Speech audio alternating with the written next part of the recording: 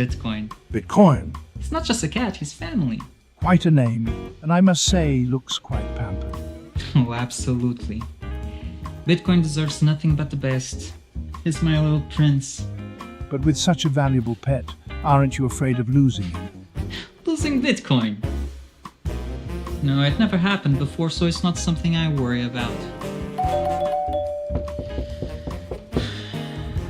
Excuse me for a moment. Bitcoin, stay here, right?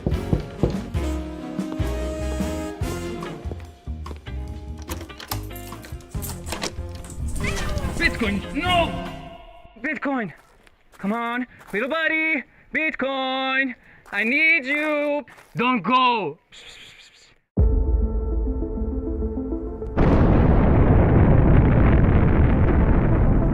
In a world far away. Nah, just kidding. This story begins in this world. It all started in 1460 in Antwerp, when the first commodities exchange was created, but the real transformation came in 1602, when the Amsterdam Stock Exchange was founded. Considered the oldest in the world, it was the first to trade financial assets. Over the years, Britain expanded its colonial and maritime influence, and the British pound sterling overtook the Dutch guilder in the market. Thus, the London Stock Exchange became the financial centre of the world. The 20th century came, and the world got into some trouble. But shortly after World War II, the Bretton Woods Agreement established the dollar as the world's primary reserve currency, and the centre of the planet moved to Wall Street. Today, we're travelling at the speed of light towards a new age, an era shaped by the consolidation of Bitcoin as the currency that will define the future of the markets. We present Roxom, a new Bitcoin-denominated market that allows trading all sorts of securities, commodities, derivatives, options, and anything you can imagine. Roxom, rock-solid markets.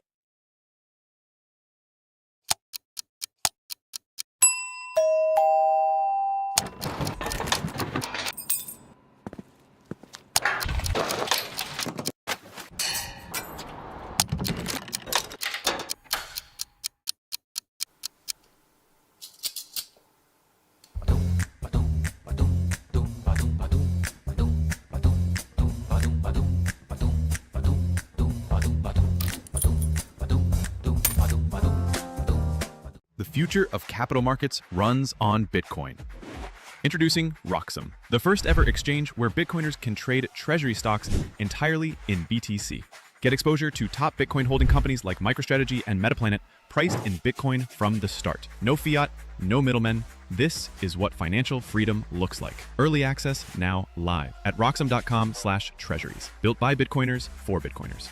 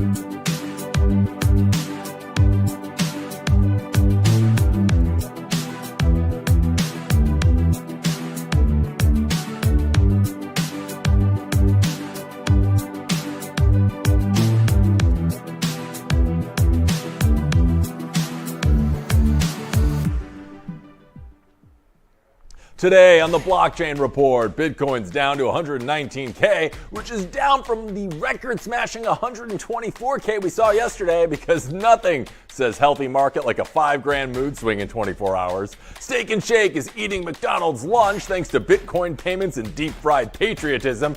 ChatGPT-5 predicts Bitcoin will end the year at 175K because apparently even AI has laser eyes now, and Trump's speed-running pro-crypto policy so fast grandma can put Bitcoin in her 401k. All that and more right now. Let's go.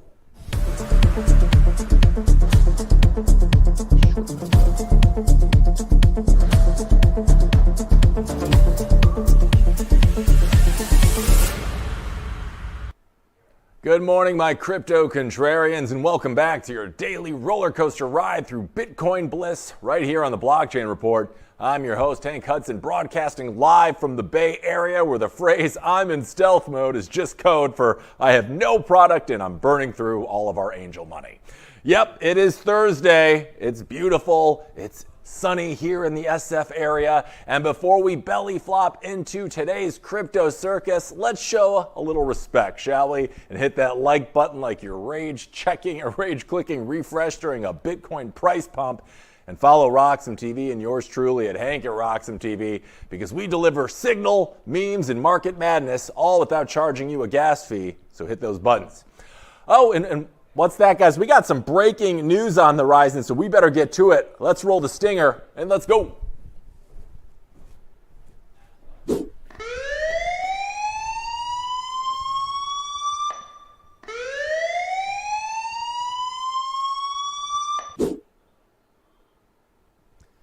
We've also started to get into the 21st century, a Bitcoin strategic reserve. We're not going to be buying that, but we are going to use confiscated assets and continue to build that up. We're going to stop selling that. I believe that Bitcoin reserve at today's prices is somewhere between 15 and 20 billion.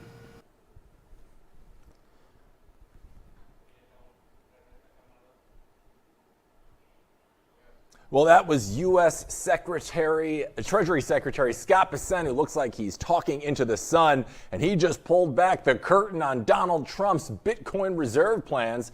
Speaking on Mornings with Maria, Bessent said the administration isn't going to buy Bitcoin for the reserve at all. Instead, they're going to stock it with confiscated assets, basically turning seized coins from hacks, scams, and bad actors into America's own digital Fort Knox. And here's the big one. The U.S. is going to stop selling its Bitcoin.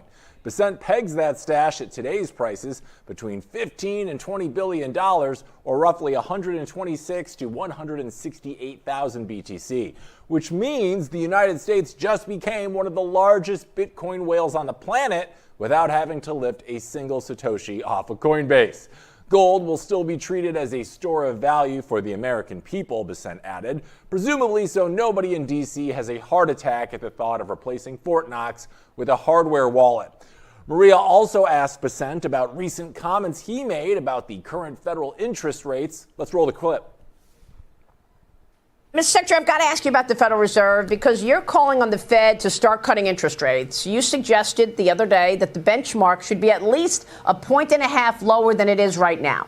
Fox Business has been reporting that you're leading the interviews with the potential Fed chair candidates. But we just had Jason Trennert on a moment ago, and I know he's a friend of yours, and he came close to working with you at the Treasury. But even he, being a supporter of yours, raised a red flag about the sitting Treasury Secretary telling the Federal Reserve that they need to be cutting rates by 1.5 points. Do you find this unusual, that you find yourself in a position of telling the Fed what to do? Couple of things, Maria. I didn't tell the Fed what to do. What I said was that to get to a neutral rate on interest, that would be approximately 150 basis point cut. I did not call for them to get there. The other thing that I said was that perhaps because they had bad BLS data in June and July, that perhaps a 50 basis point cut in September was warranted. Yeah, and do you believe that at this point we are ready to see a half-point cut, given the fact that they've been so late in terms of doing 25 basis point cuts all this time? Well, crawl, walk, run. Perhaps they'll start with 25 and then accelerate. I can tell you that based on the 50 basis point cut in the September of 2024, right before the election, that the conditions now they are slightly more favorable for a cut. But again, I believe that there is room, if one believes in the neutral rate and where it is, that there is room for a series of rate cuts. And again, I'm not calling for one. I didn't call for one. I just said that a model of a neutral rate is approximately 150 basis points lower. Thanks, Scott. Well, no word yet on whether they'll rebrand the Department of Treasury as hodl.gov, but at this point, maybe a rebrand should be on the table. At least we're hoping so. Let's take a peek at how the markets are reacting to this morning's news in our market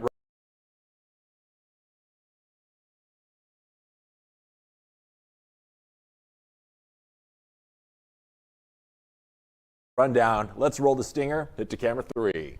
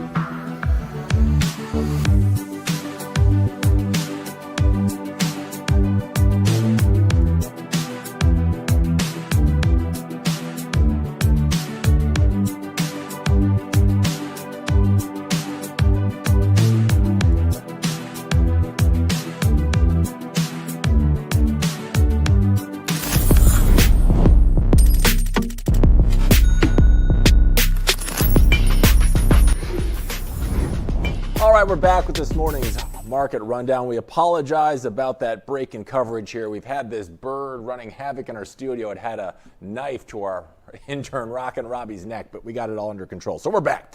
All right, let's see how the markets are moving this morning in response to that news and Bitcoin's all-time highs yesterday. Well, right now, we have seen a pretty considerable drawback in just the last 12 to 24 hours. Bitcoin reached new all-time highs yesterday of 124. We're all the way back down to about 118.7 right now, so that's over a 3.5% drop. But in the world of Bitcoin, great news can be happening all around, and then it does the exact opposite of what you would expect. So par for the course. Ethereum sitting around 4,700 currently, not as impacted by that down drop as we saw from Bitcoin. So Vitalik is doing okay. XRP down nearly 5% to about 312 this AM. Cardano is up nearly 2.5% to about 92.93 cents a coin. And Dogecoin sitting right beneath that 23 cents level. In the stonk market, a lot of red, but it's not too bad this morning. The Dow Jones is down a negligible about 0.25%, currently at about 44,800. The NASDAQ composite sitting pretty level at about 21,710. The S&P down 4 this morning, nothing really going on there. MicroStrategy, as we know, it goes where Bitcoin goes, and as such, it is down over 4% this morning to 373 a share. Tesla down about 2.5 this morning. Coinbase is down about $3. Nvidia sitting at 182, and GameStop doing what it does, which is nothing, right around 22.5 per share. All right, we got a lot to cover this morning, so let's get back to camera one and get going with our bull run. Let's do it.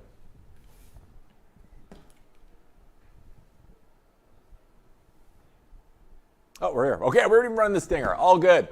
Okay, so first story of the day, well, Bitcoin hit a record-smashing all-time high of 124K yesterday. The fuel behind this rally, well, it was a heady cocktail of the Fed might actually cut rates, institutional money is here in size, and the Trump administration is speed-running every pro-crypto policy you can possibly think of.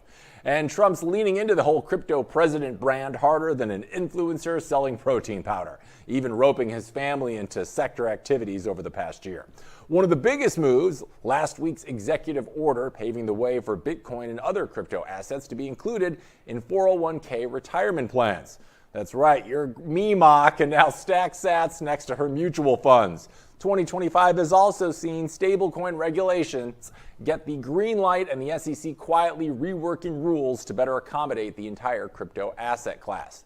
Add a weaker dollar into the mix, it's lost ground against the euro and the pound, and Bitcoin starts to look even shinier to anyone tired of shrinking yields. Now, analysts say if Bitcoin can punch through 125 to 150, then we're not too far off even more all-time highs, and the models certainly agree. The Bitcoin Intelligence Report projects a year-end target between 150 to 200K with the possibility of 1.2 million to 1.5 million by 2035, and that's without assuming some wild speculative mania. Their power law model has tracked Bitcoin with some freakish accuracy for the past 16 years. And right now, it says the accumulation zone is between 114 and 117K, and it's pretty rock solid. So that's triggering the current push we've seen as of late. Now, Bitwise CIO Matthew Hogan says the supply-demand balance is now so skewed toward demand that sellers at 100K eventually gave up, making $200,000 the next logical stop. Now, logical in Bitcoin terms, of course, where logical also includes million-dollar price targets. For now, resistance sits just above 130K, but the fundamentals say the real game is only just beginning. Bitcoin, the cleanest barometer of global liquidity, the original liquidity sponge, if you will, and still the hardest money in the room, is certainly having a moment. And if the macro stars stay aligned, it's going to be a long one, hopefully. All right, we got us joining us today is my good friend from Zappo Bank, Joe Epple. Let's bring him on in. Joe, how are you this Thursday? Great to have you back on the show. Hank, I'm doing fantastically today. How are you doing? Great to be back. Oh, I am also doing fantastically. I was doing a little more fantastically about 12 hours ago, but hey, we reached all-time highs. We've seen a bit of a drawback. I can't complain. We've had a lot of movement, as I mentioned, in the last 24 hours, partly because the U.S. government suddenly outed itself as one of the biggest Bitcoin whales alive. Bitcoin blasted to 124. Trump went full speed crypto president, and the Bitcoin tripped over its own shoelaces back to 118K. Is this the start of a monster bull run, or just Bitcoin doing its usual don't get cocky routine and then doing the exact opposite of what we'd expect? What do you think? Oh man, good old Bitcoin and trying to predict its next move.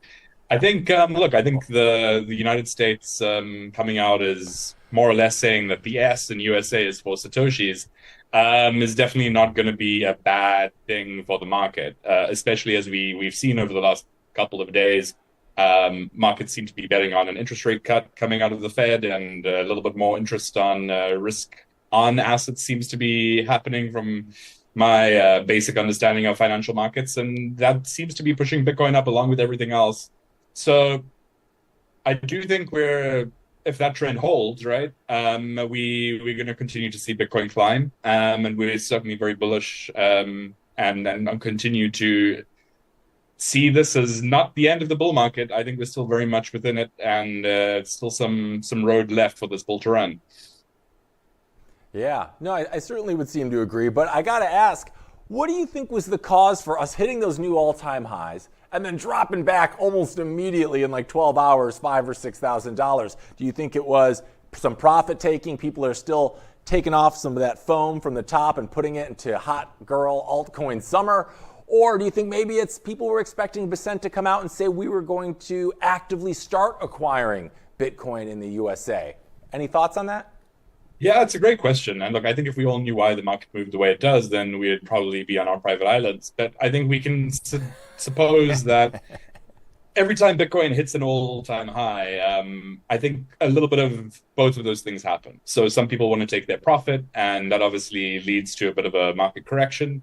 But at the same time, I think people like the Bitcoin maxis of the world and the people who are kind of penciling in that $1 million price point, when things happen that are good things, but they aren't extraordinarily good things, and here I'm talking about like the United States saying it's got, give or take $20 to $50 billion worth of Bitcoin on its books, that's pretty fantastic. And if people were expecting the US to say we're going to be, basically following the strategy playbook and buying a couple thousand coins every month, that's probably a little bit naive to assume that the states would be taking such an aggressive policy at this point. So perhaps people who are overexcited saw this as a kind of a bearish indicator. But in all honesty, I see nothing but positive signals. Bitcoin goes in, 2 steps forward, 1 step back. We're sitting on, what is it right this second? 118,000. If you told me that 6 months ago, would I have believed you? Maybe not. So let's see. I think it's just normal profit taking and people getting too excited, a little bit scared, retracing a bit, but nothing to be too concerned about. Yeah, I think you're right. I'm going to have to say, though, I'm going to color myself a little disappointingly naive. I was hoping we'd come out and say we were going to start stacking, but as we know, government always rolls at a snail's pace, so that was probably a little overly optimistic on my part. But you're right. If we had asked for 118K 6 months ago, I would have taken it in a heartbeat. So I think the momentum is still very much on course, and we're very much on track. All right, we got a lot to talk about today, Joe, so I'm going to go over this next story. We're going to bring you right back and chat about it. All right? Perfect. All right, let's do it. Okay, Norway's sovereign wealth fund, the largest in the world, now has indirect Bitcoin exposure worth $844 million. That's 7,161 BTC, which is impressive considering they probably still call it the Bitcoin. Now, that's a 192% increase from last year, which means either they've suddenly become closet maxis or they've stumbled into the best oops in finance history. And no, they didn't log into Coinbase and start rage buying. This is the byproduct of owning shares in companies that hoard Bitcoin like boomers hoard Tupperware lids. Now, the biggest enablers, Strategy and Marathon Digital. Together, these two control over 3% of Bitcoin's total supply. That's more than $81 billion worth. A researcher at K33 says this all proves Bitcoin is finding its way into any well-diversified portfolio, intentional or not, which is analyst speak for you can't stop it. All right, we're bringing Joe back. Joe, Norway's sovereign wealth fund just accidentally ended up with almost $1 billion in Bitcoin. Do you think this is the future? Countries becoming closet maxis without even realizing it? I love the term closet maxi. I think that's going to go on the the Bitcoin terminology list pretty soon. Look, I mean, I think this is the net result of Bitcoin treasury companies, right? Companies that are putting large parts of their balance sheet or some of their balance sheet into Bitcoin, and companies the size of Strategy, which are S&P 500 companies, are going to make their way soon into everyone's portfolio, whether you realize it or not. Your mom could end up being a closet maxi and never know it her whole life. And when it comes to Norway, I mean, the Norwegians have the astronomically successful sovereign wealth fund that is the envy of everyone who's not a Norwegian. And to know that they have stacked sats closetly or in a very open way, either way, the net result is the same thing. The biggest sovereign wealth fund in the world is stacking sats, and that's incredible. So I think we'll see more of this start to happen. I think what you mentioned earlier about President Trump signing the executive order or the whichever piece of legislation it was, allowing 401ks to stack sats at the same time, we're going to start seeing people who don't even know that this is happening, who can take a look at their investment portfolio and understand exactly what every single share means you're actually investing within.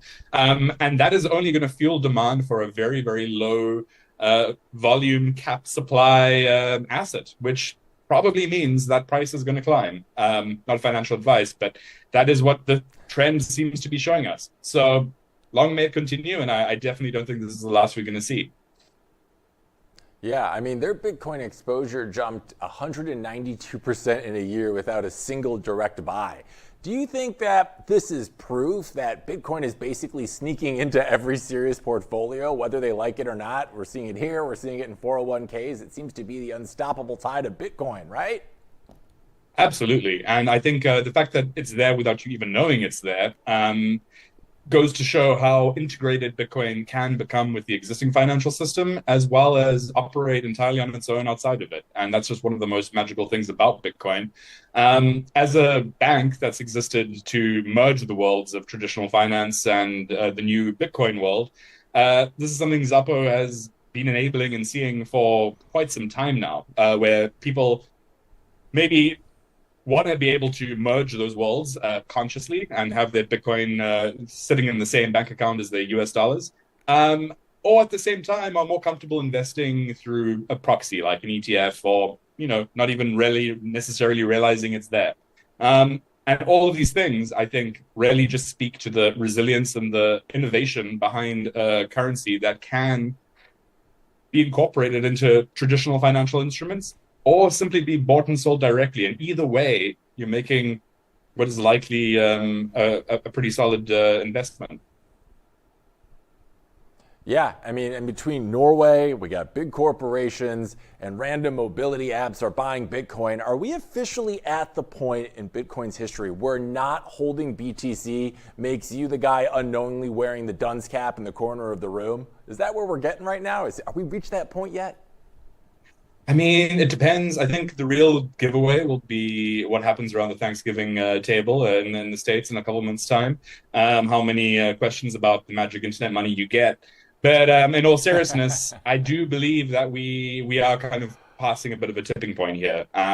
If you had told me, when I first started in this industry in 2016, that in less than a decade, we would have the United States talking about its Bitcoin balance, we would have 401ks with Bitcoin exposure, and Bitcoin would be trading at a north of 120k on occasion, we would all say that is super duper crazy talk.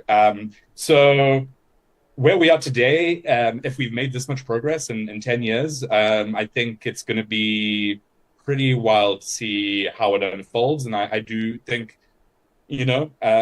if you think 120 is a high entry point, or 118, in a couple of years' time, it might seem super cheap. So for sure, why not get a little bit of that exposure? It could just be buying Apple shares early back in the day.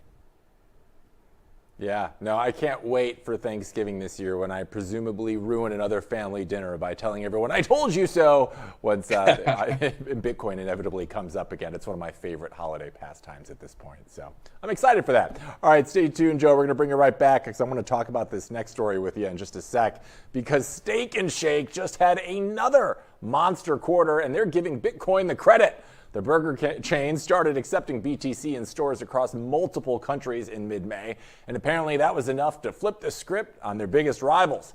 In Q2 of 2025, their in-store sales jumped nearly 11%. Meanwhile, McDonald's, Domino's, and Taco Bell were busy posting slow growth or outright declines. Or in other words, while Ronald McDonald was losing customers, Steak and Shake was stacking sats and burger sales.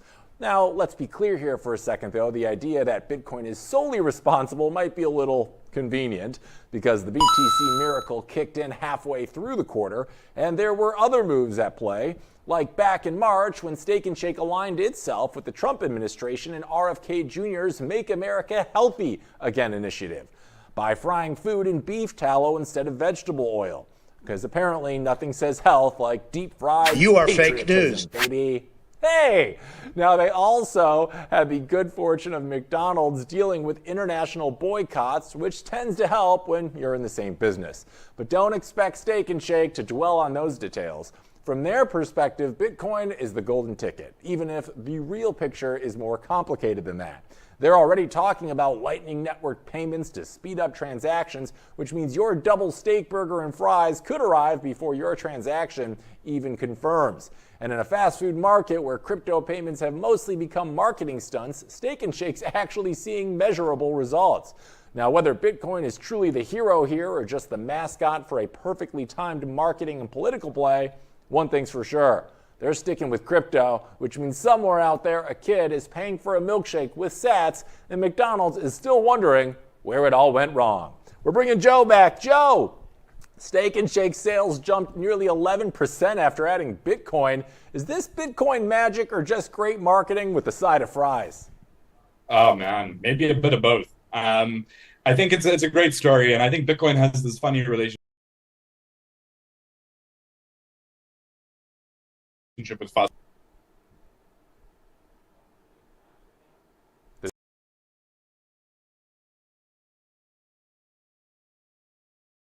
The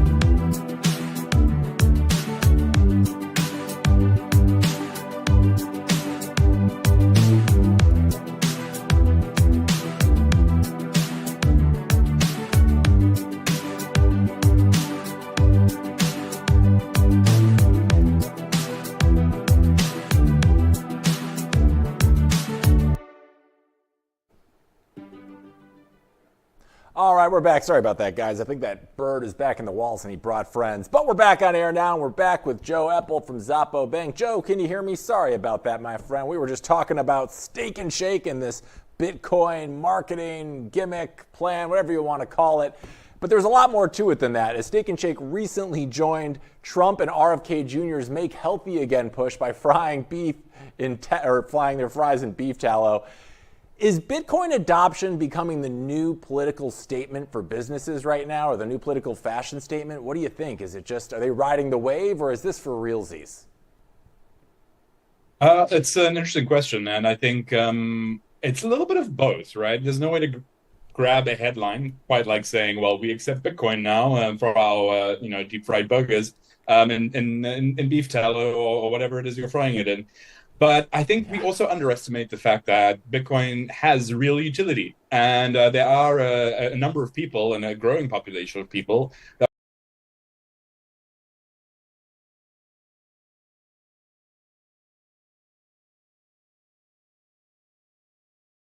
want to be able to use their Bitcoin. And at Xapo Bank, we see that, right? We were one of the first Bitcoin companies or products in the world that enabled people to use a debit card with their Bitcoin balance and spend Bitcoin like you would spend fiat. And to this day, we still have that feature, and we see our users all over the world using their Xapo cards to spend Bitcoin on everyday purchases. So I think we sometimes think too much of Bitcoin as just a reserve asset, just as digital gold, and maybe one day we'll all look back on our 10 Satoshi, fries and think we could have bought our house with that, and we'll be like the Bitcoin pizza guy.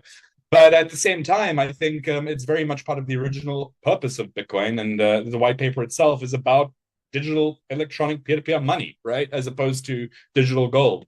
So, excuse me while I'm on my soapbox here, I'm preaching about Bitcoin utility, but I do think that these gimmicks are beneficial to companies because they generate attention, but also because they tap into a real demand for people to be able to use their Bitcoin and spend it on real goods and services.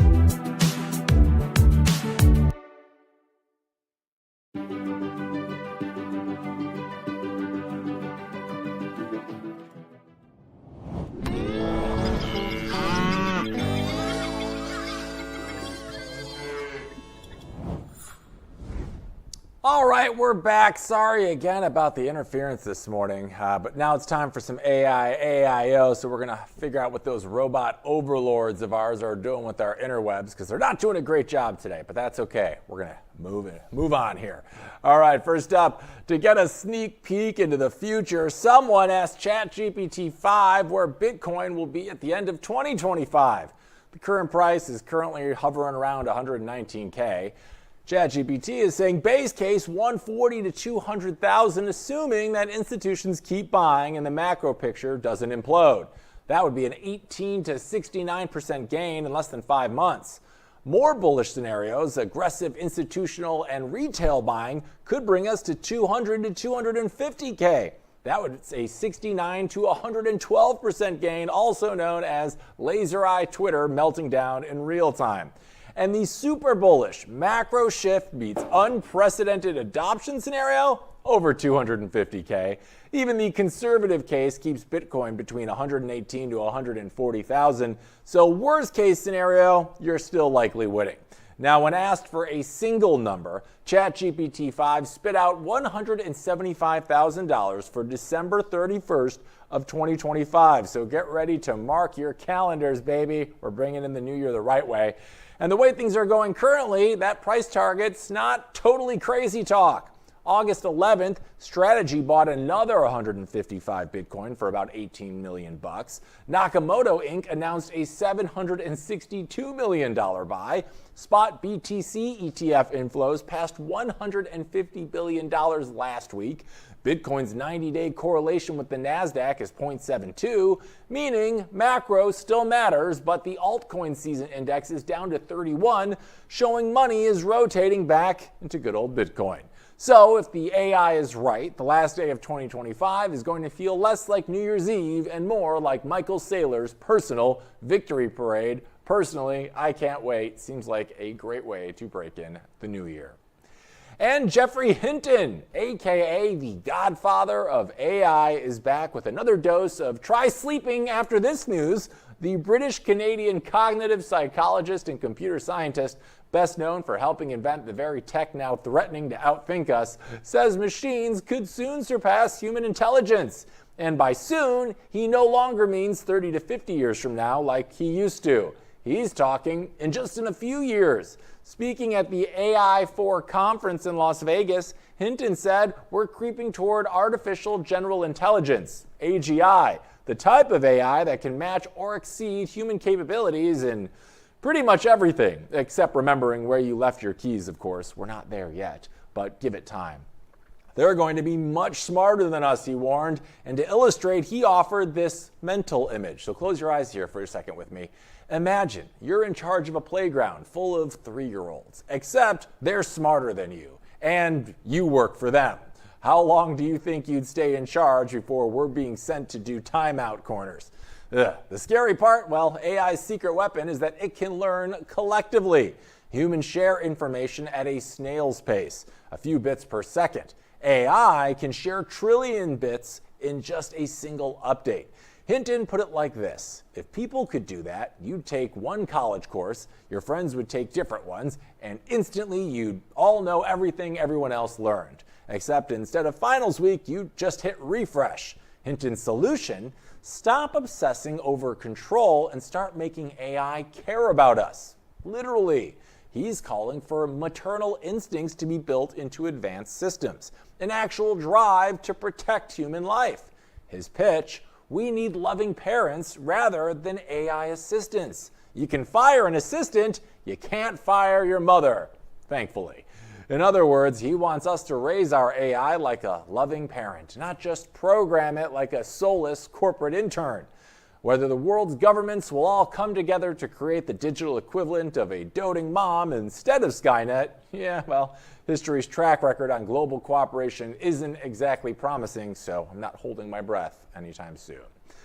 And here's some news: we're all going to be replaced by robots soon, like Hinton said, and it might be a lot sooner than we think. Mo Gaudat, the former Google executive who probably knows more about AI than most of us know about, well, anything, has dropped the mother of all truth bombs about the future of humanity. According to Gaudat, by 2027, Artificial General Intelligence, AGI, for those who love acronyms, will be here, and when it arrives, it's not just going to help you with your work. No, it'll do your work. All of it. From your job as a podcaster to your role as a software engineer. Yep, goodbye code monkeys. And let's not forget the most thrilling of all, CEO jobs. That's right. The bots are coming for your corner office too. Now, for those of you thinking, well, that doesn't sound so bad, maybe I'll get more free time, think again. Gaudat is predicting that this brave new world is going to be short-term dystopia. You know, a little job loss here and there, a smidge of social unrest, and a little redistribution of power to get rid of the middle class. Because why not, right? You're either in the top 0.1% or you're a peasant. It's as simple as that. Welcome to the future. But wait, there is a silver lining to all of this dystopian gloom and doom. According to Gaudat, in this shiny new world, there will be free healthcare, no jobs, and more time with loved ones. It'll be like one big happy commune, a place where everyone is equal except for the people who own the robots, of course. So hey, maybe not all hope is lost. You could be out of a job, but at least you won't have to pay for your doctor's visit. Gaudat's vision sounds like something straight out of a sci-fi movie, right? But here's the thing, he's not alone in thinking this. Demi Hassabis, the head of Google's DeepMind, believes AGI could bring us into an age of radical abundance, where everything is abundant, including prosperity. In theory, AGI could solve global problems like nuclear fusion and material innovation. I mean, imagine a world where AI makes us all richer and healthier, except when we start thinking about how many times AI has already messed things up for us. But Gaudat's argument isn't totally crazy. AGI could change the world as we know it, just not exactly the way that we're imagining. So what's the takeaway for Bitcoin holders? Well, in an era where the government and AI control everything, at least your Bitcoin is decentralized and can't be outsourced to some machine running on code. While AI might steal your job, your Bitcoin won't be taken away by a robot unless it learns how to hack, which, let's be real, that's probably coming soon too. Oof. And artificial intelligence is creating new billionaires at the speed that it makes the last two tech booms look like practice rounds. And by minting billionaires, I don't mean metaphorically. I mean actual billionaires. We're talking dozens of them, spawning this year alone, thanks to fundraising rounds that sound less like Series A's and more like GDP numbers. We're talking Anthropic, Safe Superintelligence, OpenAI, AnySphere, and about 494 other AI unicorns, all worth a combined $2.7 trillion. 100 of them didn't even exist 2 years ago. Apparently, all you need to become a billionaire in 2025 is a neural network, a pitch deck, and the ability to say transformative in an interview without laughing. Even the founders are barely keeping up with their own net worth. Mira Murati leaves OpenAI in September and starts Thinking Machines Lab in February, raises $2 billion by July in the largest seed round in history, and boom, $12 billion valuation. Anthropic is negotiating a $170 billion valuation, nearly triple what it was worth in March, making its 7 founders multi-billionaires. Michael Truhl of AnySphere, he's 25 years old, already a billionaire. At 25, most people are still figuring out how to make rent without calling their parents. But here's the catch. Most of this wealth is still locked up in private companies. Back in the dot-com era, everyone went public fast, crashed out, and bought a Ferrari. Now, thanks to endless venture funding from VCs, sovereign wealth funds, and family offices, these companies can stay private longer than snitching hermit crab in witness protection. Liquidity is trickling in through secondary sales, tender offers, and acquisitions. Meta threw $14.3 billion at Scale AI, and co-founder Lucy Guo promptly bought a $30 million mansion in the Hollywood Hills, because nothing says machine learning quite like an infinity pool. The Bay Area is unsurprisingly hoarding the most of this AI gold rush.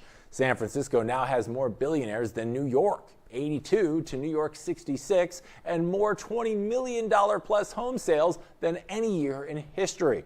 Remember when everyone said San Francisco was in a doom loop? Well, it turns out the loop now prints money. Wealth managers naturally are circling these AI founders like sharks at a startup pitch competition. Private banks, boutique firms, and family offices all want a piece of the action. But here's the problem. Most of this wealth is illiquid. It's one thing to be worth $3 billion on paper, but it's another to pay your property tax bill without selling a share. And just like the dot-com millionaires, the AI nouveau rich will probably learn the hard way about diversification, risk, and the joys of hiring someone to stop them from investing all their money into their friend's startup, revolutionizing cloud-based sandwich delivery. Eventually, they'll turn to traditional wealth managers, probably after a spectacular flop or two, because while AI can write your will, it still can't sit across from your kids and explain why they're only getting 3% of the estate. And when that day comes, Silicon Valley might just disrupt wealth management the same way it's disrupting everything else. Because if there's one thing billionaires love more than making money, it's thinking they can reinvent how it's managed. We're taking a break, but when we're back, more Blockchain Report, as we'll be joined by Mr. Big Beat himself, Stephen Orr, from the floor of the New York Stock Exchange. You won't want to miss his take, so stay tuned. We'll be back in just a sec. Security matters. Zappo Bank, the only way to bank your Bitcoin. Apply now at zappobank.com. So, tell us about your furry friend here. What's his name? Oh, this? This is Bitcoin. Bitcoin. It's not just a cat, he's family. Quite a name, and I must say, looks quite pampered. Oh, absolutely. Bitcoin deserves nothing but the best. He's my little prince. But with such a valuable pet, aren't you afraid of losing him? Losing Bitcoin? No, it never happened before, so it's not something I worry about. Excuse me for a moment. Bitcoin, stay here, right?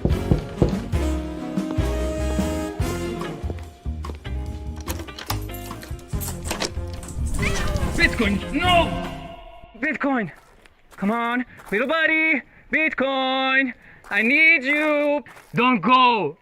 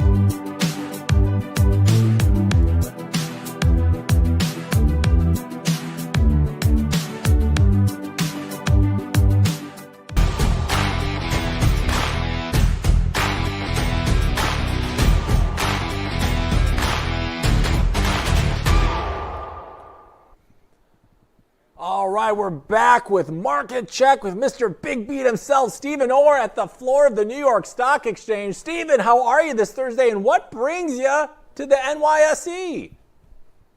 I mean, Hank, look, the world still moves and the world revolves around New York City, and here we are. But as we expand, right, the world of crypto expands that world to every part of the world. So, when you look at crypto and this nice little sell-off, this buying opportunity, you got to be here, right? You got to see why, because when the big boys are playing, as we talked about it earlier, I want to know what they're doing. And so here I am at the New York Stock Exchange. Love it here. This is a great place to be as well. And I'm glad to be on the blockchain report with Hank himself. Well, we're certainly happy to have you here this morning, Stephen, because we got a lot to talk about. A lot of big movements here in just the last 12 or so hours. We saw Bitcoin reach new all-time highs of around 124 and then crater back down to as low as I think it was the high 117s. What's your take as to what's going on there? Is that profit taking, whale games, something else? What do you think? Yeah, look, we're all chasing the highs. We all got to see where the market can push, and we have to see one thing, right? And that one thing is liquidity. When I'm looking at the markets, where is liquidity? Where are those buy zones and where are those sell zones? And when you see the market taking them straight up like a rocket ship, which we love, you got to take some profit off. We call it stacking sats, right? So when you see the market run up like that, like it did a couple of weeks ago, it did it again last week. Guess what I was doing? I sold. I didn't sell everything. I sold about 10%. I posted it on my own social media. I sold 10%. And then when it came back down, right back up it went. And I got more Bitcoin. And it did it again last night. And guess what? At 124, I was taking profit. And guess what I did this morning? Bought it back. Right. I like this. I like this. This is why we call it trading. When we look at trading in general, there's two things that has to happen, right? It's the path of least resistance, and it's where the money is. So if we know that all that money and all those people that are in the profit are at the top, great, let's get out. We'll get back in when it's mispricing and pricing, as I always say. So the mispricing and pricing to me, when it got to 124, I thought there was a chase to 125, and that chase to 125 got a little frothy for me. Look, we're going to 150. We're going to Tom Lee's numbers of 250,000. But when do we do that, right? I don't care. I'm going to watch the market. I'm going to use my charts. We show the message, right? So when I saw this back this morning, I took advantage of it, and I'm still taking advantage. I'm still buying this morning, right? So this is the kind of love that I absolutely love. I love this move. So yeah, here we are. Yeah, it sounds like all those tools you have over at Quasar are certainly serving you in your trading endeavors well, at least with the most recent price action. We also got some really big news this morning from U.S. Secretary of Treasury Scott Bessent coming out and saying the United States holds between $15 and $20 billion worth of BTC, but they won't be actively acquiring it. Was that a surprise to you at all? Were you expecting them to say they were going to start buying it from actual funds in the government, or were you not surprised by that news? No, not at all. You tell me Scott Bessent, who worked on Wall Street, isn't accumulating Bitcoin. I don't care. I think the narrative is wrong in a lot of ways, right? The narratives, we continue to price Bitcoin in fiat, as in yen or dollars. One Bitcoin, Hank, is still one Bitcoin, right? I'm looking for when the world changes over to we're just using Bitcoin, Satoshis. I don't care. I'm looking forward to the day when I go in a restaurant or go buy things and I see it priced in Satoshis. I cannot wait. That's going to be the day we live.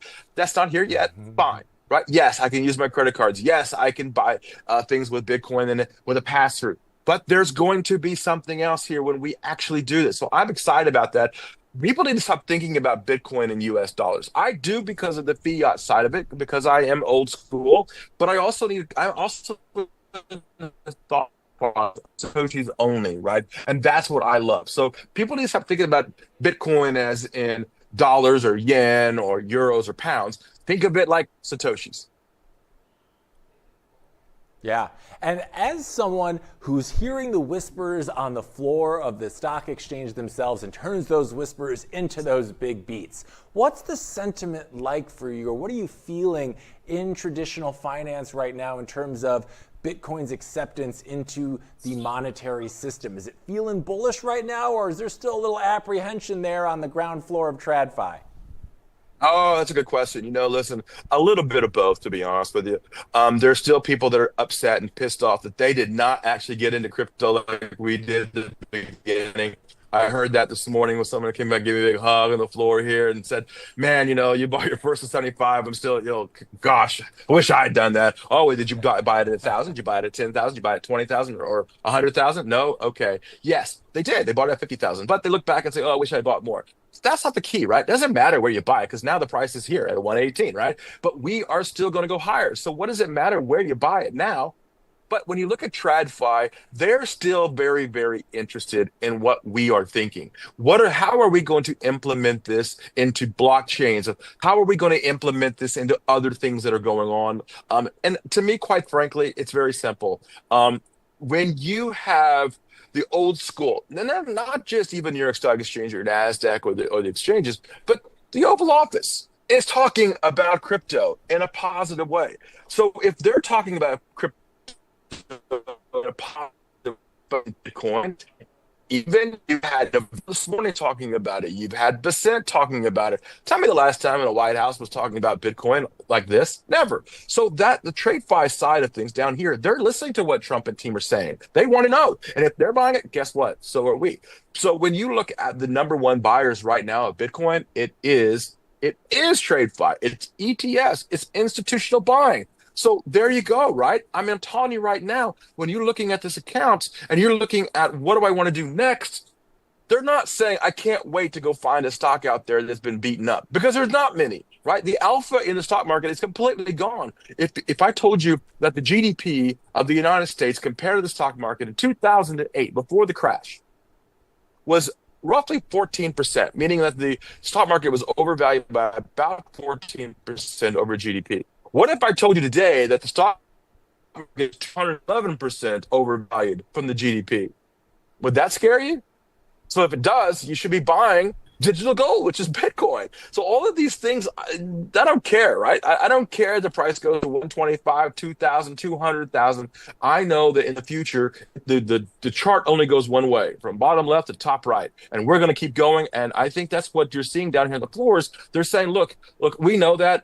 And we're in for long term. We wish we'd gotten in before. Sorry, Charlie. But guess what? You have a chance now. Look, you had a run up to 124,000. Yet the other day it was a run up to 121. So now it's at 118. So you're getting a win on both sides of this. And every time I see a dip, it's BTFD. I mean, put it out there, baby. Let's do it. I mean, you've got to buy these dips, because if you don't, you're not. What are you going to do? You're going to wait till we're at 200,000, and that's when you're going to make mistakes. Right. I mean, it makes me wonder, how long can people who are still on the traditional side of finance lament not buying in sooner? Because at the end of the day, just like the old Chris Tucker, Charlie Sheen movie, money talks, baby, and people go where the money is. How much longer can traditional finance continue to ignore Bitcoin because they didn't buy in soon enough, when we all see where it's headed? You know what? They didn't ignore Tom Lee when they said Ethereum, right? Ethereum ran from about 3,500. Look at that. Look where it's at now, right? Even with this drop. And they listened to Tom Lee, and Tom Lee's an institution down here. So even with the talking heads talking about it, they're not concerned, right? Look, I get it. I talked about that this morning on Schwab TV. I said, look, I get it. They're all looking at the TradFi side, looking at inflation. They're looking at these hot PPI numbers, these CPI numbers. We know they're hot. It's okay. Inflations are going to go up. I think you're here behind me. There's a new IPO today. You can hear that, right? And you know what? I'm okay with it. That's exactly what's happening. So yeah, you're hearing it live now from behind me. You can hear the new IPO. You want to talk about TradFi and what's going on? This is a great time in the world. The fact that we had so many successful IPOs going on, that should tell you just how happy everybody is. So don't worry about the blips in the market, right? Worry about your entries and your exits. Worry about how you're going to introduce Bitcoin to the world. How are we going to educate them? And it's a great place to do it right here on RoxomTV. This is what I'm talking about, right? Is the education. I was listening to Carolyn Woods earlier today, and she was like, well, how do we do it? How do we educate them, Steve? I said, I got the question the other day. Someone says, Steve, Bitcoin's at 120. I can't afford 120,000. Well, you don't have to buy a whole Bitcoin. And that's the education side that I've been talking about, right? That we need to educate them. That's bits of coins, right? The Satoshis I've been talking about. When more people begin to understand, you're going to see more grandma and grandpas buying Bitcoin, and not just for Uncle Johnny's kids and nephews. You're going to see it actually being in their own IRAs. I mean, that's crazy, Hank, that the president of the United States opened up IRAs, individual retirement accounts, and said you can now put digital coins in your IRAs. Like, if you don't know this, you can trade IRAs. Some IRAs are tax-free. So they're going to get tax-free trading. My goodness, I would love to have that, right? But the truth of the matter is, look, a month ago, we weren't at 118. We weren't at 124, right? So where do we stop this thing? And I don't think we stop until 150. 150,000 is where I'm looking at the U.S. dollar side of things.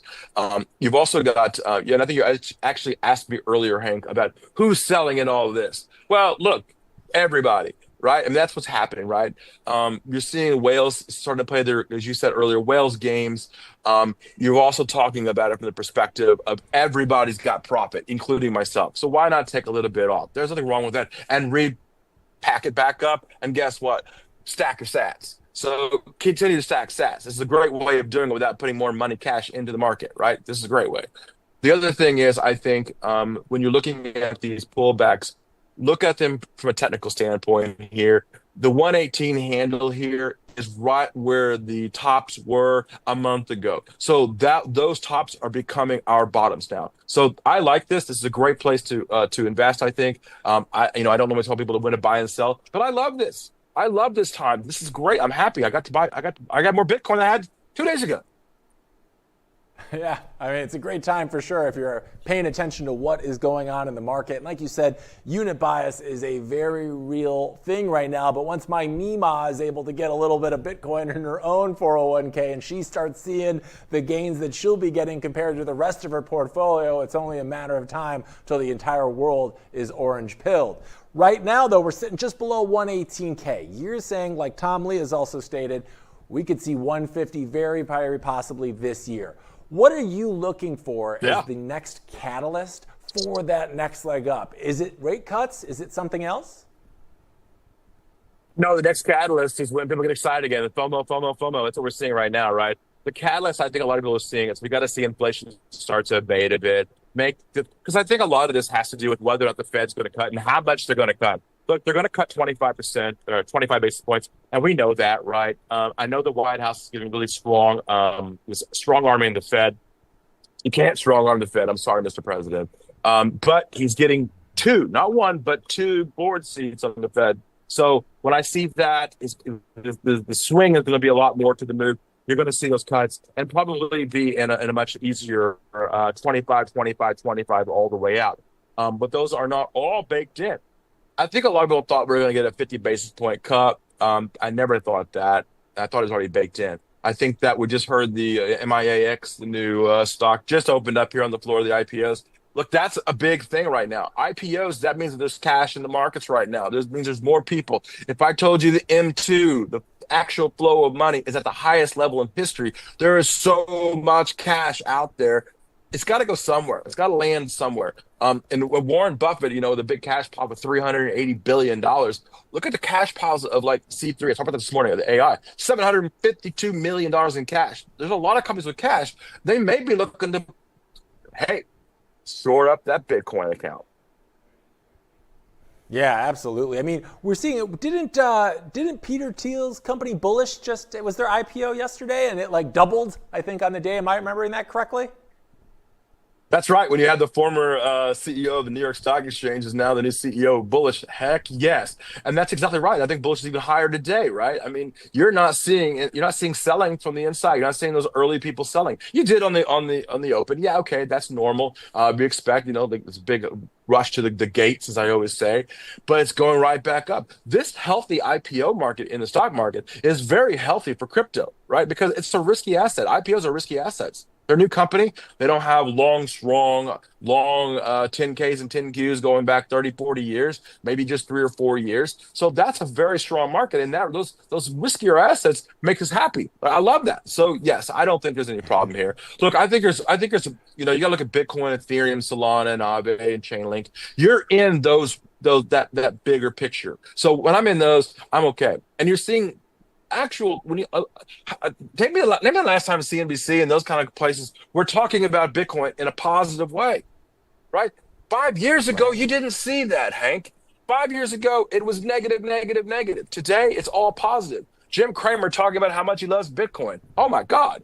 It wasn't a day went by that Jim Cramer didn't say bad things about Bitcoin. And okay, Jim, thanks, you appreciate it. And that was around 9,000 and 10,000, right? Today it's at 118,000, 120,000. We're going to 150,000. So I don't care what the price is today. I just want to buy more. Yeah, you get me worried though anytime you say Jim Cramer is being bullish on Bitcoin, as we do know the infamous inverse Cramer rule has yet to be disproven. It just seems a little too accurate sometimes, so that's got me worried. You know, my dear friend Matthew Tuttle from Tuttle Investments, who started the Cramer inverse ETF, he'll tell you the same thing, man. It was an easy ETF, right? Because of everything he said. But I like Jim. Jim's smart. Jim's been here a long time. He's a good guy. I'll say it on the air. He's a great person. And you know what? We all make mistakes. But when you look at the past, indicative of the future, Bitcoin isn't going anywhere, right? The additional Bitcoin that's coming in the market now could be these whales taking a little bit of profit, saying, okay, you know what? I'm adding liquidity to the market. If the whales take all of the liquidity off the market, out of the exchanges, the hot markets, right? Then we don't have any to buy, and that pushes the markets up. So we need whales to back off, put some in the market, let people buy it. This is giving everybody an entry point. People love it at 125 and you hate it at 118. That's silly, right? I want to buy when it's low and I want to sell when it's high. And that's what you saw a little bit of this week. And you saw it not once, not twice, but 3 times. You got your opportunities. You're probably going to get some more all the way through. And yes, there's going to be volatility. I love volatility. As traders, we should love volatility. But I also tell people, it's one of my rules, trade what you know. If you don't understand some of these meme coins, don't trade it, but learn about it. Understand the back. Do all of those things. So when you do understand those things, understand, right? I had a friend of mine say, Steve, what should I buy? But don't say Bitcoin. I don't know what to tell you. Buy Bitcoin, right? He bought Bitcoin 112,000. He's still happy. He didn't even care that it went to 118 today, right? So, you know, that's the kind of feeling you need to have. And listen, down here on the floor, they do love crypto. They do love Bitcoin. They're just hesitant. It's old school. It's not gold. It's not something they put in their hands. They don't really understand it sometimes. But the education is happening very fast. And that you got to love. You got to give them some props for that. Yeah, absolutely. And something you mentioned earlier, if we do see reports of Fed rate cuts, that usually signals money moving toward risk-on assets, which right now includes Bitcoin. But I'm always curious. Sometimes. We call Bitcoin digital gold, right? The store of value, which would kind of seemingly be at odds with the narrative of it being a quote unquote risk on asset. At what point do we stop referring to Bitcoin as a risk on asset and more as a store of value as it was intended? Is there like an inflection point for that? Because when we go back and you look at the whole timeline, Bitcoin always goes up. So how risky is it really?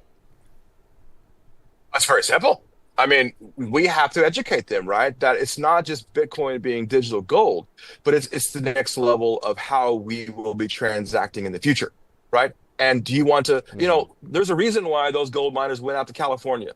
They didn't know the price of gold was going to be $4,000 an ounce in the future. They thought that, but they didn't know when, right? Back then, it was like $1 an ounce. That was a huge amount of money back then. And they ran out and bought as much, trying to mine as much gold as they could, right?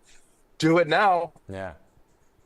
But your kids have to do.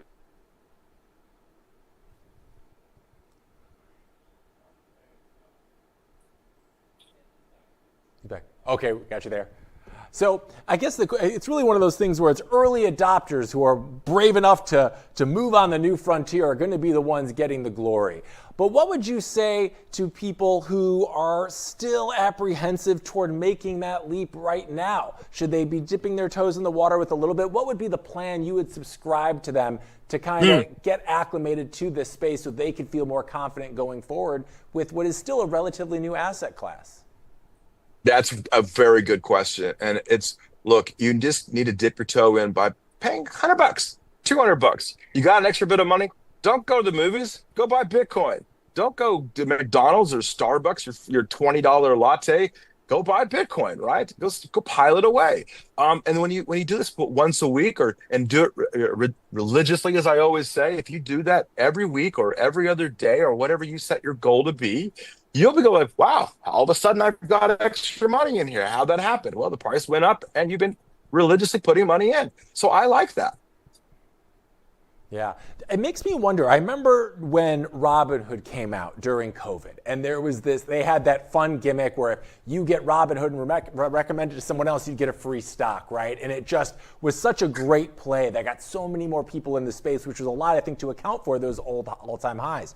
Are you surprised Robinhood or another platform hasn't created maybe a similar gimmick where they give you a small amount of Bitcoin so you could compare that to everything else in your portfolio to kind of start orange pilling people slowly? Like, it seems like a really easy opportunity there.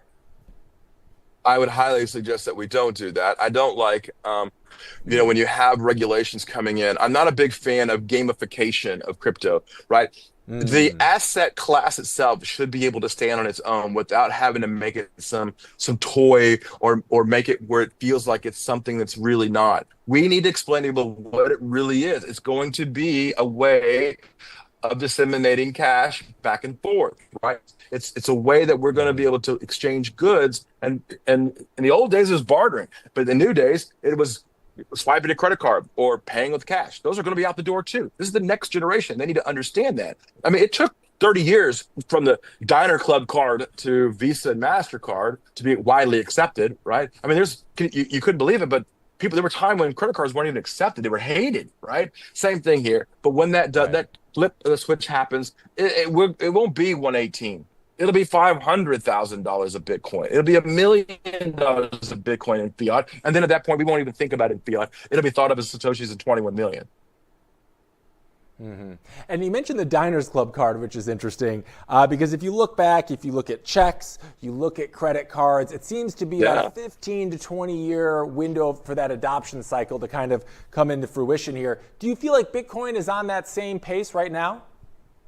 No, it's way faster. The speed of adoption is absolutely, it's like it's like a rocket ship right now. That's great, right? We are, if you ask these companies out there that are building on their layer 1s and layer 2s, they don't even care what the price is. They are going as fast as they can and building as fast as they can and trying to be the first to whatever that it is they're building, whether that's building the Web3 like we are or building on the next generation of fintech. Listen, they are not stopping building just because the price is around, the volatility moves around, right? We didn't stop. It'd be like saying, why did Apple stop making iPhones or Samsung making phones? Because the price may go up or down. They didn't care, right? So it's the same thing, right? We don't care. The price is going to go up. It's going to go from left to right on the charts, and that's all I care about right now. Now, is there a chance of it having to crash? No, because the difference is now is that TradeFi actually is in the market. You have the ETFs. There is money in the back end now that people are looking to buy into it, and it makes it let's say. When I hear people going, well, how do I buy it without going onto Kraken or Gemini or Coinbase? Okay, there are ETFs out there like iBit, right? It'll make it a lot easier. You're not going to own it. You're not going to own the Bitcoin. You're not going to own the crypto.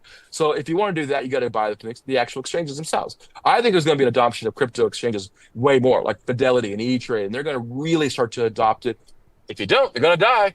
I'm just going to say it right now. If you don't adopt the crypto side of things, you're not going to, I heard it all the time. Oh, that's just nonsense, Steve. It's really not. It's really not. Look at the banks that didn't accept crypto in the beginning. They're hurting right now. I said this on the show last time. Wells Fargo had to borrow $250 billion to stay afloat. They're one of the last few to allow crypto. You better, banks and normal TradeFi better allow crypto.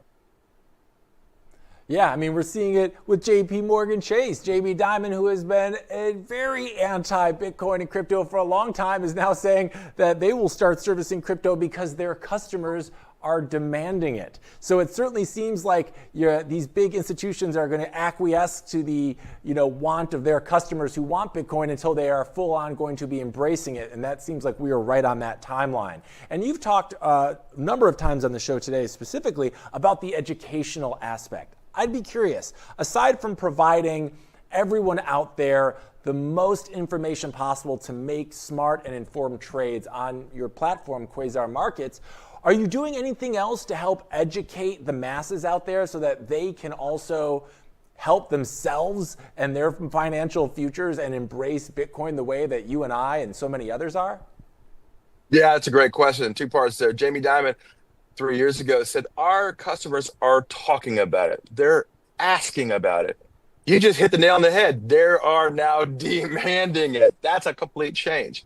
And yes, most definitely. I'll tell you the best part about Quasar Markets for the crypto side is we have Howard Greenberg, who's been on your show too, the president of American Blockchain and Cryptocurrency Association, who is out there educating people about how to buy, how to invest, how to create, how to see those layer ones and layer twos and what needs to happen and get rid of the coins that really have no utility, focusing on better investments and not looking at things going, oh, I can't wait because I can't wait to FOMO this color coin.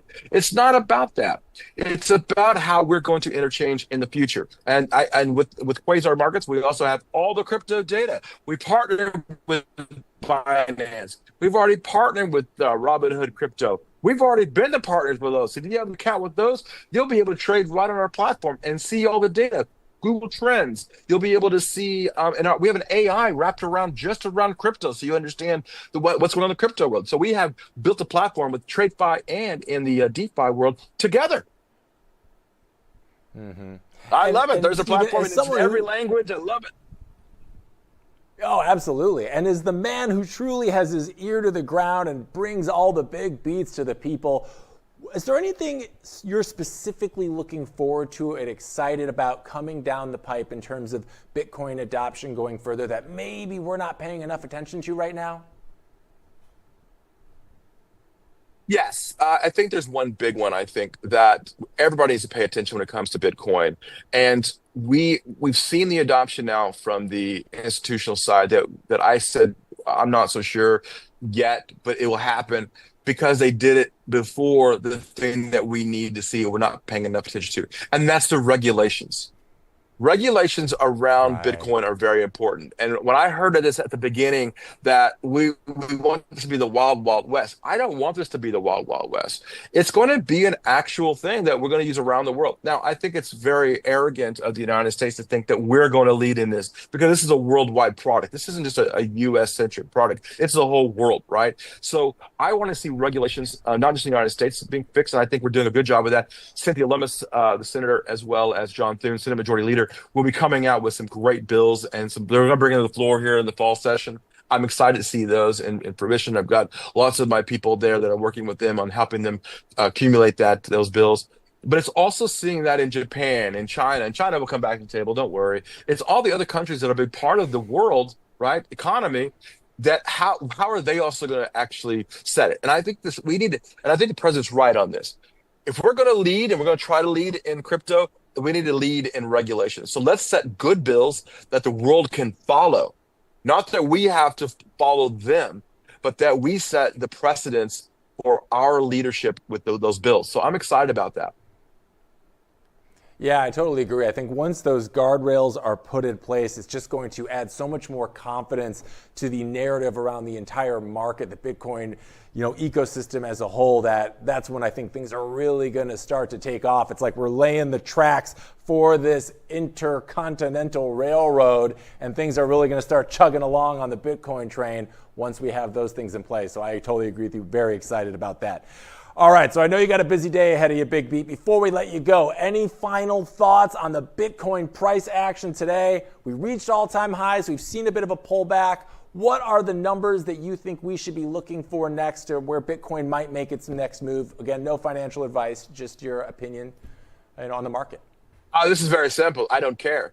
Just keep buying, right? I mean, there are technical analysis that I've laid over, and I've laid that out for several people. I do like this breakdown a little bit. I bought this morning. I'll be buying some more this afternoon. I feel like this little bit left here is people getting nervous. The FOMO is done. The drops are done. Will we continue to fall a little bit more? Yes, but I'm not worried about it. Yes, is inflation still out there? Is it in check? No, it's fine. I don't care because there's only Hank? 21 million of them, and we're at 117,000. You do the division. It's not hard to understand that. Big shout out to NYSE TV for having us here too as well. Amazing. Well, Stephen, as always, we appreciate your time, and you got the biggest beats in the business, and we certainly appreciate you sharing with them, and we can't wait to have you back really soon. Enjoy your time on the floor, and we'll hopefully see you next week. See you then, Hank.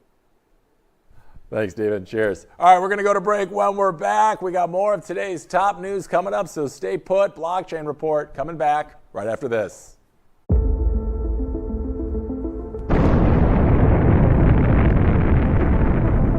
In a world far away. Nah, just kidding. This story begins in this world. It all started in 1460 in Antwerp, when the first commodities exchange was created, but the real transformation came in 1602, when the Amsterdam Stock Exchange was founded. Considered the oldest in the world, it was the first to trade financial assets.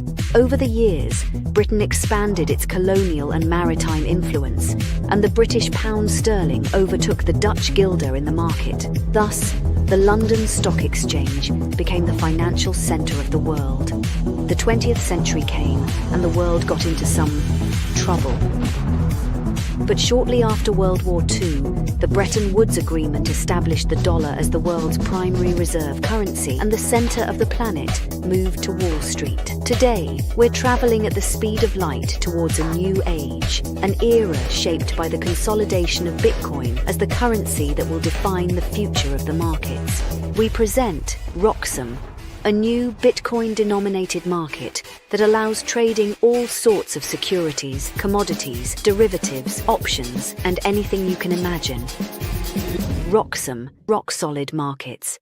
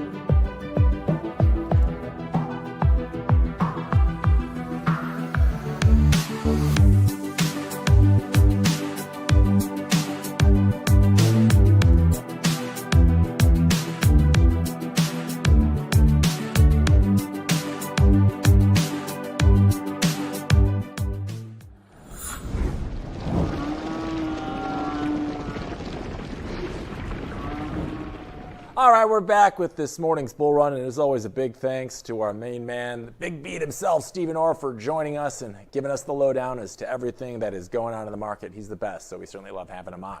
But let's get back to today's top stories. H100 Group AB is apparently trying to speed run their Bitcoin accumulation as they just picked up another 45.8 BTC, because when you're already holding hundreds, what's another 45? This latest haul came part of their ongoing Bitcoin treasury strategy. They funded it using proceeds from convertible loan agreements, which is basically finance speak for we borrowed money to buy the good money. Now, after this buy, H100 stash now sits at roughly 809 Bitcoin. For context, that's more than some small countries have in gold reserves, except gold doesn't move 10% in a day or 300% in a cycle. They paid an average price of around, was at 1,136,949 SEK per Bitcoin for a total tab of about over 52 million SEK. And before you think that's some casual one-off buy, this milestone comes only weeks after H100 became the largest publicly listed Bitcoin treasury holder in the entire Nordic region. The largest, and they've done it in a way that makes most corporate balance sheets look like they're still standing still. In early June of 2025, they had only 6.2 Bitcoin. Now, just over 2 months later, they've got more than 809. That's an increase of around 13,000%. 13,000% growth in Bitcoin holdings in just over 2 months. Wild. I mean, that's the kind of number that makes your stockholders wonder why you even bother with any other asset. Their Bitcoin push has also earned them a nod from Adam Back himself, the CEO of Blockstream and one of Bitcoin's original builders. Or in other words, if Bitcoin had a Hall of Fame, Adam Back's face would be on the wall, and now H100 is getting the VIP tour. Now, this is what institutional adoption actually looks like here, gang. And given the way they're moving, don't be surprised if the largest in the Nordics turns into the largest in Europe before too long. And Mara Holdings is making its largest push yet into artificial intelligence and high-performance computing. They're buying a 64% stake in Exeon for $168 million. Now, Exeon is a subsidiary of Électricité de France, one of the largest low-carbon energy producers in the world. Mara's agreement includes an option to increase its stake to 75% by 2027. That would require an additional $127 million contingent on performance milestones. Now, Exeon develops high-performance computing data centers. It provides AI and cloud infrastructure, and partners include NVIDIA and Deloitte. Not bad company. Mara says the deal positions Exeon to expand internationally and serve enterprise and public sector clients. The transaction is expected to close in Q4 pending approvals, and CEO Fred Thiel says combining Mara and Exeon's expertise will deliver secure and scalable cloud solutions for the future of AI. The AI expansion comes as Bitcoin's mining difficulty has been rising sharply. Higher difficulty means higher energy consumption and more pressure on mining profitability. Mara is the largest Bitcoin miner by production, network hash rate, and market cap. They have been one of the last major miners to make a significant move into AI. Thiel said they chose not to be in the first wave of AI expansion. Instead of retrofitting mining facilities, Mara is investing in a partner with existing expertise, customers, and a track record. In July, Mara mined 703 Bitcoin, fewer than competitor Iron's record 728. Now, the drop was likely due to fewer active mining machines, but despite that, Mara's Q2 revenue rose 64% year over year to $238 million. They still hold 50,000 Bitcoin worth nearly $6 billion, and that makes them the second largest corporate Bitcoin holder after Michael Saylor's strategy, of course. And with this deal, Mara is positioning itself not just as a mining giant, but as a heavyweight in the AI and HPC arena. Because in 2025, even Bitcoin miners want to mine everything. And really, who can blame them? And speaking of Thiel's, Peter Thiel, billionaire investor, Palantir co-founder, and occasional You are fake news. Is now Hey, it's true. Is adding launched a crypto exchange that doubled on day one to his LinkedIn profile. Sounds nice. Bullish, his backed exchange hit the New York Stock Exchange Wednesday and immediately popped more than 150%. They already raised $1.11 billion before going public, pricing 30 million shares at $37 a piece. By the close, they were at $75.30 after hitting an intraday high of $109.90. That's a market cap of roughly $9.94 billion for those keeping score at home. That's unicorn status with a whole herd of baby unicorns just trailing on behind them. This is one of the rare U.S. listings for a crypto exchange, and it's not their first rodeo either. They launched in 2020, tried to go public via SPAC in 2022, pulled the plug, regrouped, and came back swinging. Their roller coaster of backers reads like a who's who of finance meets crypto. We're talking Peter Thiel's Founders Fund, Nomura, Galaxy Digital. At the helm is Tom Fairley, former president of the New York Stock Exchange, a man who probably knows every single VIP bathroom in that entire building. Yeah. After the listing, Fairley becomes chairman, bringing with him deep market structure expertise and credibility with institutional clients, exactly the type of bullish is targeting.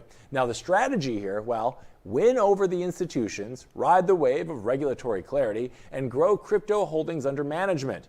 Oh, and they're planning to take the IPO cash and turn it into stablecoins, by the way. Because in their world, fiat is basically a melting ice cube and stablecoins are the Tupperware. The timing of this debut is no accident. Bitcoin hit a new all-time high of over 124K later that same day. ETF inflows are surging, corporate treasuries are buying, and the current White House is more pro-crypto than any before it. Circle saw a 500% post-listing pop earlier this year.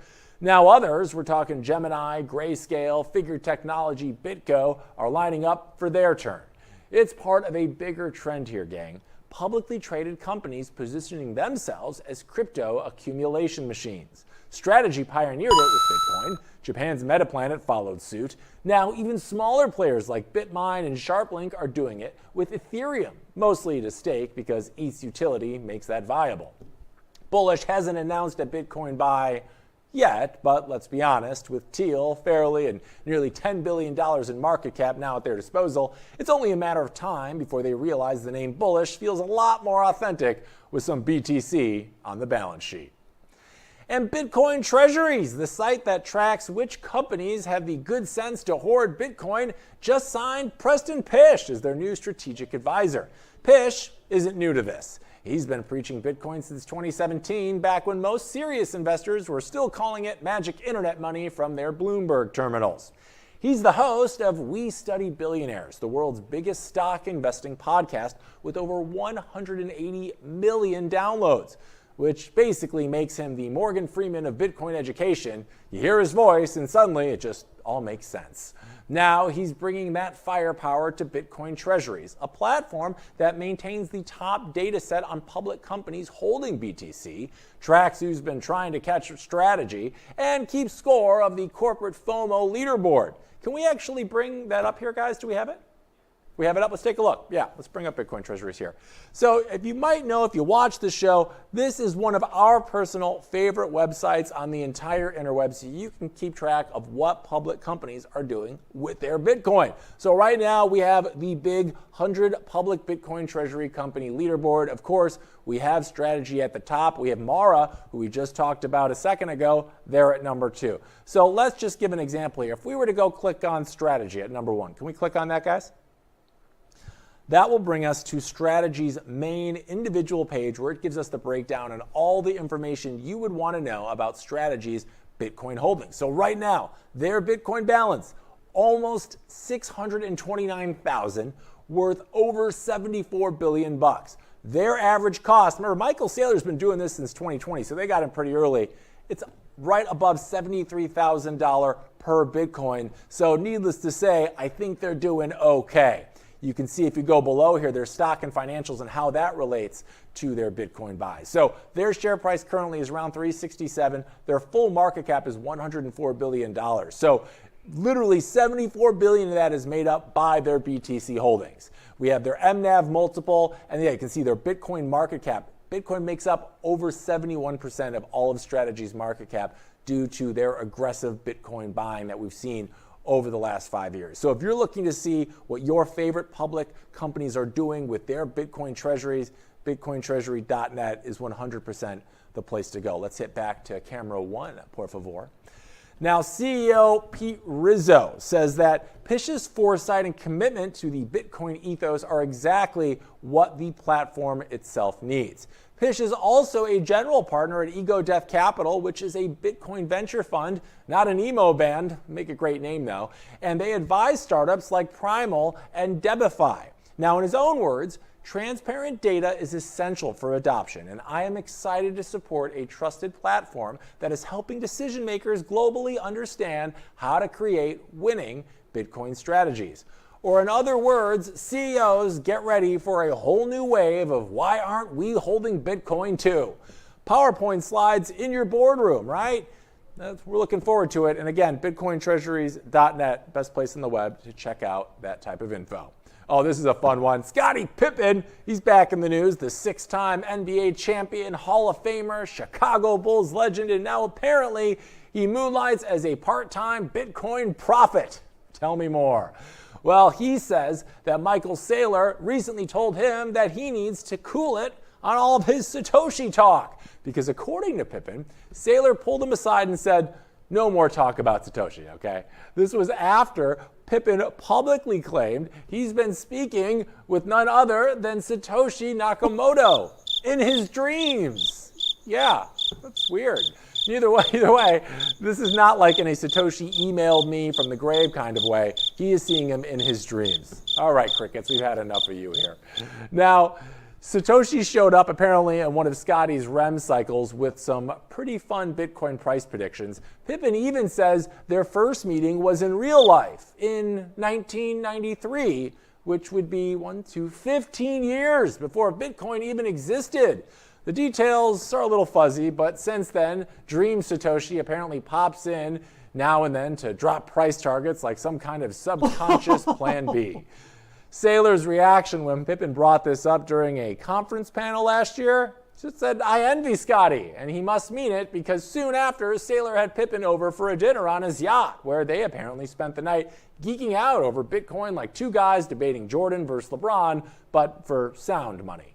Saylor later defended him, saying Bitcoiners are protective of Satoshi, but hey, if Scotty's got a relationship with him, maybe that's constructive. And to be fair, some of Dream Satoshi's calls have been oddly close. In September of last year, when Bitcoin was around 57K, Pippin posted on X that Satoshi predicted 84,650 priced Bitcoin by US election day. Now, it didn't hit that day, but it did 2 weeks later. 9.7 million views later, people started watching Pippin's predictions. In December, he dropped a weird basketball-coded forecast saying Bitcoin will go closer to Black Mamba numbers before it goes back to Chamberlain. So to translate that for you, Kobe Bryant's 81 points before Wilt Chamberlain's 100 points, meaning 81K before 100K.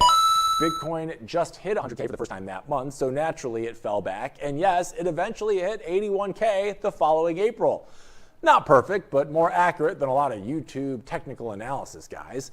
In July, Pippin asked if Bitcoin could hit $233,000 in 2026, along with Solana hitting 1,000 and XRP hitting $10. Asked for his 2025 prediction, he said he'd have to get more sleep so Satoshi could tell him. Now, Pippin's not your typical crypto influencer.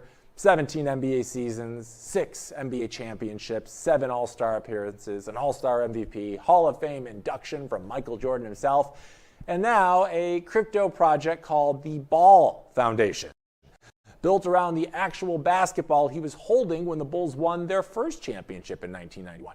One ball backed on the blockchain, token ticker BALL. Market cap, $2 million. Supply, 1 billion tokens. The physical ball is locked up as a real-world asset because apparently NFTs were just too subtle.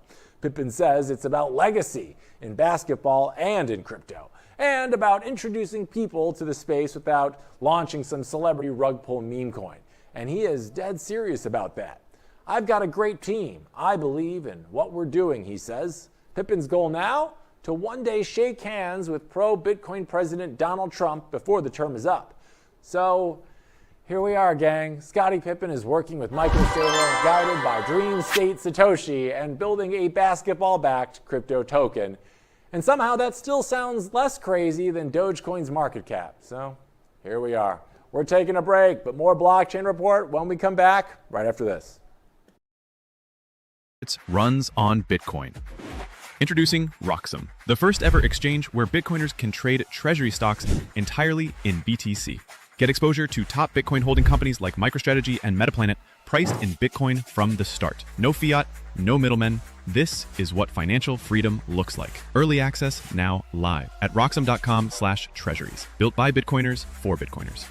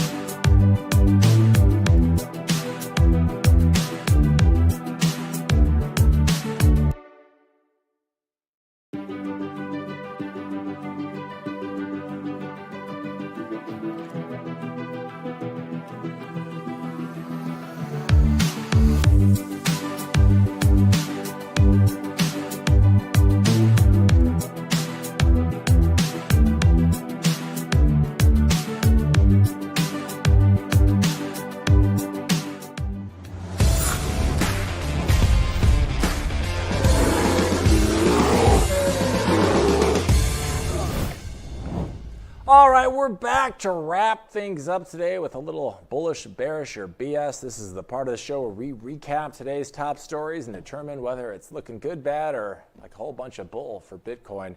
It's been a wild one, so let's get back into it with today's recaps.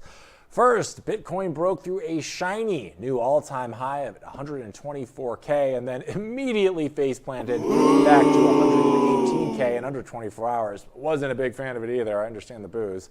The move came on a cocktail of the Fed might actually cut rates, massive institutional inflows, and Donald Trump basically cosplaying as the crypto president. I got to feel bullish on this. New all-time highs. I mean, yeah, it's down from those, but ATH pullbacks are Bitcoin's version of stretching before a marathon, don't you know? With policy tailwinds, ETF demand, and macro support, the 118K zone could be the launch pad for that 130 to 150K price action, so we'll be keeping our eyes on that. All-time high pullbacks are just Bitcoin's way of kind of doing yoga before they start the real race, so I am bullish on that one. Next up, we got Steak and Shake says in-store sales jumped nearly 11% after they started taking BTC across multiple countries. Meanwhile, McDonald's is over there watching customers defect like it's the McRib off season. They're already talking Lightning Network payments, which means you could get your double steak burger before the transaction even confirms. I mean, I'm bullish on this. It feels like a bit of a marketing gimmick, right? But this type of marketing does help spread the Bitcoin gospel. I mean, it won't moon the price tomorrow, but every I paid for this in BTC moment slowly kills the magic internet money narrative and pushes Bitcoin further into the national and international limelight. Burger joint stacking sats is good for everyone, except for my main man Ronald, so sorry McDonald's, but I'm bullish. Last up, we got 2 bullish, 0 bearish, 0 BS. Can we get the clean sweep? Someone asked ChatGPT 5 where Bitcoin's price will be on New Year's Eve of this year. ChatGPT, which again is the best one yet allegedly, said 175K with a base case of 140 to 200K, a bullish case of 200 to 250K, and a super bullish case north of 250K. Yeah, boy! I mean, I know it's just AI taking all the information it can and putting together a prediction, but what's not to be bullish about that, right? AI doesn't exactly move markets yet, but it definitely moves headlines, and retail often reads those headlines. If people believe the robot oracle, FOMO could do the rest, we could be in for some very exciting price action as we go through the end of Q3 toward Q4 of this year. I mean, if the AI says buy, people are often going to listen and then YOLO in right after. So today's score, we got 3 bullish, 0 bearish, and 0 BS, which means today's diagnosis is full-on bullish, which means I'm bringing out the money gun. All-time high momentum, burger-based optimism, and AI hype are all lining up. Short-term dips, sure, it's happening, but the setup still screams massive upside going forward. As always, boys and girls, thank you for tuning in to today's episode of the Blockchain Report. We had some technical difficulties today, but hey, it's a live show, it happens, and guess what? We'll promise to do better next time. As always, make sure to like, follow, and subscribe to RoxomTV and yours truly at Hank@RoxomTV on all platforms that matter. And I will see you boys and girls tomorrow, same time, same place, same crypto chaos and Bitcoin bedlam right here on RoxomTV. Until then, sayonara. See you tomorrow.